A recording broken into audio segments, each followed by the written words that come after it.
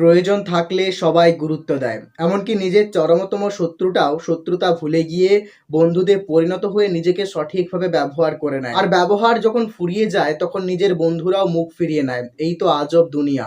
স্বার্থের এই দুনিয়াতে নিজের গুরুত্ব ছাড়া কেউ আর কিছুই বোঝে না। খারাপের দিনগুলোতে কেউ এসে পাশে সান্ত্বনা দেবে না যতক্ষণ না তাদের তোমাকে প্রয়োজন হচ্ছে। প্রয়োজন ছাড়া আজকের এই দুনিয়া কিছুই বোঝে না। তাই নিজেকে গুরুত্ব দিতে শেখো। বদলাবো বললেও নিজেকে এত সহজে বদলানো যায় না। কারণ বাতাসে এখনো সেই বিষাক্ত গন্ধটা রয়ে গেছে।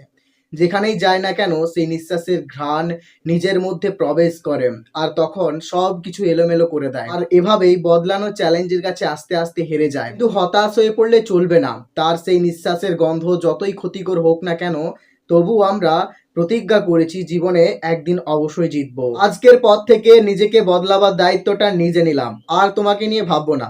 আর তোমাকে নিয়ে এত মাথা ঘামাবো না। এখন নিজের এই পরিবর্তন দেখে তুমি দেখতে বাধ্য হবে। তুমি আমাকে নিয়ে মাথা ঘামাতে বাধ্য হবে। তোমার কোনো কিছুতে এখন আর আমার যায় আসে না। তুমি কার হলে, কোথায় গেলে, এসব নিয়ে আমি আর এখন ভাবি না।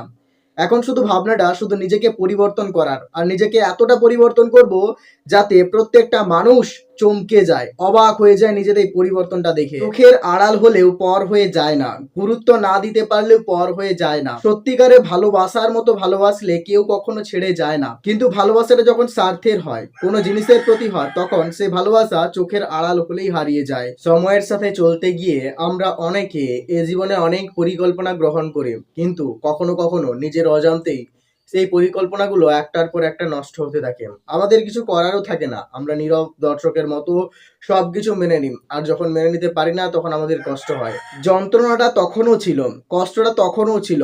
পার্থক্য শুধু এটাই যে তখন এক কারণে হতো, আর এখন যখন বড় হয়ে উঠেছি তখন কষ্টের কারণটা বদলেছে, কিন্তু কষ্টটা একই রকমই থেকে গেছে।